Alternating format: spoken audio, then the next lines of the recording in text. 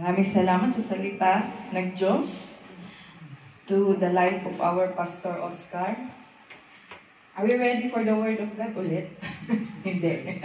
So maraming salamat po sa for the knowledge na in-impart sa atin ni Pastor Oscar.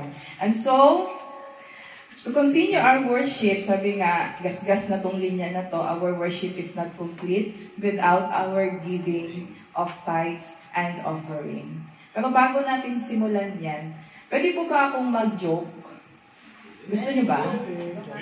Gusto niyo ba ng joke? Basta tatawa kayo, ha? Wala pa. Wala pa. Ang corny nyo. So, sabi nga, ang mga pera daw nag-uusap-usap. Yung mga pera daw, usapang pera to, ha? Oo. So, si 500 real, si 100 real, at saka si 1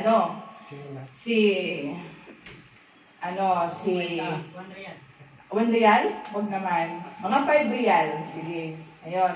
Si 100 real, si 500 real, si 100 real, at saka si 5 real. Nag-uusap-usap daw sila. Sabi ni 500, uy, kumusta ka na 100? Kumusta na buhay mo? Sabi ni 100, okay lang. Balita ko, marami kang napuntahan nung pagbakasyon mo. Oo, madami ako napuntahan. Dami kong napuntahan. Ikot ko na lahat ng bangko, lahat ng mga tindahan, mga bakala, mga mall. Ikaw naman 500, kumusta ka na 500? Eto nga, sabi ni 500, busy-busy na yung buhay ko.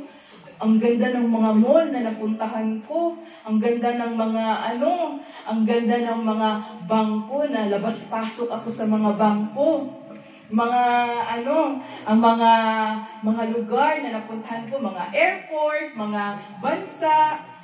Kumusta naman si 5 real? Kumusta naman si 5 real? Mga 5 real, kumusta ka naman? Kumusta ng buhay mo? Eto, dito lang ako palagi sa church. Nagets niyo ba?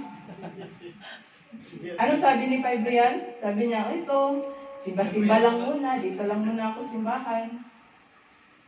Nagets niyo ba? O baka mamaya niyo pa magets yan. Sige, okay lang kung mamaya niyo pa magets si 5 real. Okay lang. 5 real, okay ka lang dyan? 5 real? So, buti pa yung pera, no? May tao. Pero yung tao, walang? Pero, sabi nga ni Pastor Oscar kanina, let's support each other, no? Ang simbahan po ay hindi po ito tatakbo kung wala ang suporta at tulong ng bawat isa, lalo na ng mga kapatiran. And one way to support our church is through our finances, di ba? So, how will we help our church? One way to help our church is to support financially at to give our tithes and offering.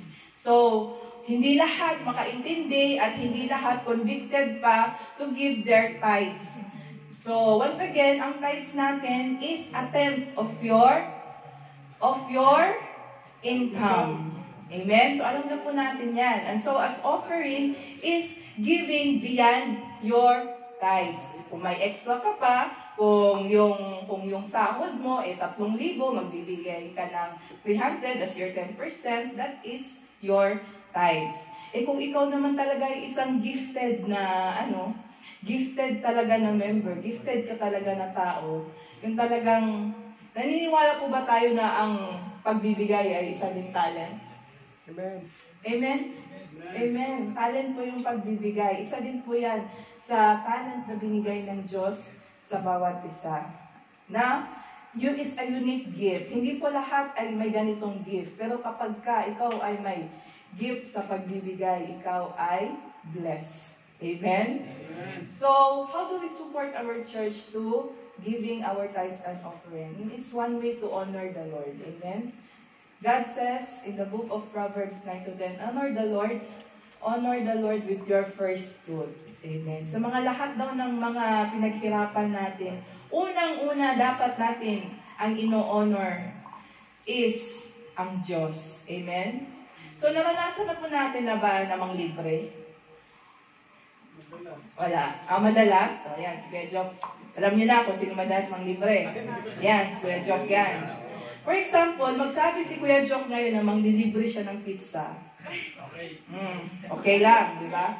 Pero, nagkataon si Kuya Jock, lalabas. Nagkataon si Kuya Jock, may pasok, babalik siya mamaya. Pero, ano nyo ha? Pero siya ang nagbigay ng siya ang naglibre ng pizza. So ngayon, ano po ang gagawin natin? As a thank you, as just to simply honor that person na nagbigay o nagbigay sa iyo. Of course, di ba? Tatabihan natin siya ng mga tira-tira. Yung na lang, yung tinapay sa gilid, yun na lang ba ititira natin? Of course, pagkadating ng pizza, dahil siya ang naglibre nito, o ba si Kuya Jock naglibre nito, babalik daw siya mamaya. Diba? Itatabi natin sa kanya yung the best slice. Kahit konti lang, pero tatabihan. Yung the best slice, diba? Tatawa-tawa naman si Jai Jai. May naisip na naman ito Kuya Jock. Kinikilig si Jai Jai. Gusto niya pag tinitira ka. So, nandiyan ang libre si Kuya Jock lang. Ang ating gagawin as a simple thank you to honor that person na nagbigay sa iyo is tabihan siya. Give him the tenth or the best slice of that person, di ba? That is also, the same way applies to our giving, di ba? Kapag binigyan ka ng Diyos, the Lord also deserves the best of your wealth. Amen? Amen. Kaya ibigay natin ang dapat na nararapat sa Kanya. Amen? So, kaya naman, sabi ni Pastor kanina sabi nga ni Jesus that I will build my church. Diba? This is just a building, pero ikaw mismo ang simbahan, diba? Ang simbahan, ang Diyos ang nagbuo ng simbahan. Ang Diyos ang nag-support ng simbahang ito. Maraming beses na ang simbahang ito ay nagkukulang, pero ang Diyos ang patuloy na nagpo-provide, di ba? Amen? Amen. Kaya, this is our chance to support. It is one way to support our church, to support our elders. Amen? Kasi naman, the question, hindi naman magkukulang, hindi po magpapatuloy ang simbahan kahit hindi ka magbibigay ng tithes mo. That is a real talk. Magpapatuloy ang simbahan kahit hindi ka magbigay. Kasi ang Diyos ang totoong sandalan ng simbahan na ito. Amen. Yan po ang real talk.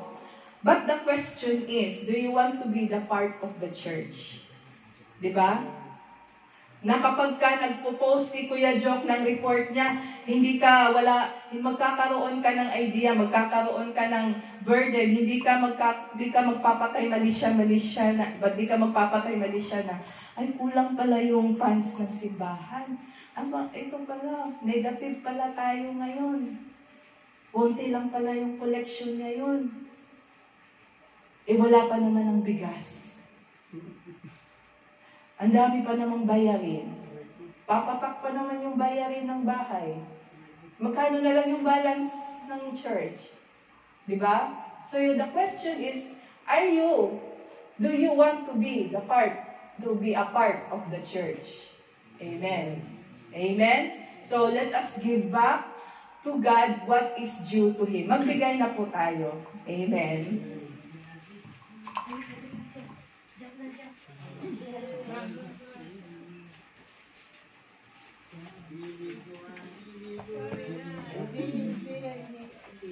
Okay, mag-uusap-usap na naman po ang mga pera ngayon.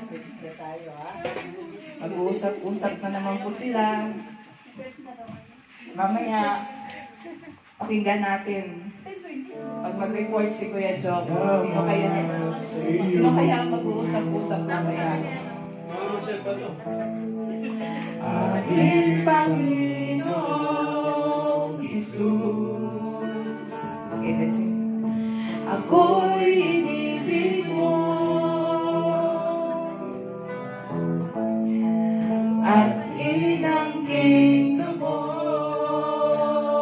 So together, let's sing. Ang tanging alay ko sa'yo, aking Ama, ay buong buhay ko, puso at kaluluwa, hindi makaya na maibat kaloob, mamahaling biyas, naginto ang niloko, ang tanging dalangin, O Diyos ay tanggapin, ang tanging alay ko, nawa'y gamitin. Ito lamang, Ama, wala nang iba pa, akong mahihiling. Yes, Lord. It's all down. Panalangin po natin ang mga kaloob. Yes, Lord, we thank you, Lord God, for the blessings, Lord God, for the provision, Lord God, na binigay niyo sa amin, Lord God. Sa araw-araw, Lord God, na binigyan niyo kami ng pagkakataon na mabuhay muli, Lord God. Maraming salamat, Lord God, for your grace and mercy, Lord God, that sustains us, Lord. Lord, kung hindi po dahil sa iyong kaawaan, Lord God, hindi po namin mararating, Lord God, kung anong meron kami, Lord God. At kung anong meron kami, Lord God, ito po ay dahil sa iyo, Lord God. And so, Lord God, binabalik po namin ito lahat sa iyo, Lord God. Maging ito man po ay finances, kalakasan, Lord God. Lord, we commit it all to you, Lord God, and we thank you, Lord God, with all our hearts, Lord God. Maraming salamat, Lord God, dahil ikaw ang aming pastol. Tunay nga, hindi mo kami pinagkukulang, Lord God. And so, Lord God, maraming salamat sa mga kapatiran, Lord God, na nagbigay ng kanilang mga kaloob, Lord God. Lord, ikaw po ang magbalik sa kanila, Lord God, nito, Lord God, ng siksik, liglig, at umaapaw, Lord God, sa kanilang mga bulsa, Lord God. And I pray, Lord God, sa mga pinagtatabahuan, Lord God, nila, sa mga kumpanya ng bawat isa, Lord God, I pray, Lord God, na lukuban niyo po ito ng banal na Espiritu, Lord God. You will continue to protect the company ng bawat isa, Lord God, na naging source of blessing and a channel of blessing, Lord God, na galing sa iyo, Lord God. Ina-acknowledge po namin, Lord God, na itong lahat ay galing sa iyo, Lord God. And Lord, bless each one of them, Lord God. Maging po ang mga pamilya ng bawat isa nasa Pilipinas, Lord God. Lord, keep them safe, Lord God. Give them a good health always, Lord God, at ilayo niyo po sila, Lord God, sa mga kapahamakan, Lord God. And Lord, I pray, Lord God, na ikaw ang maggamit sa perang ito, Lord God, sa tamang kalalagyan at sa narapat na paggamitan, Lord God. Use this money, Lord God, to let your kingdom forward, Lord God, here on earth, Lord God. In Jesus' name we pray, amen and amen.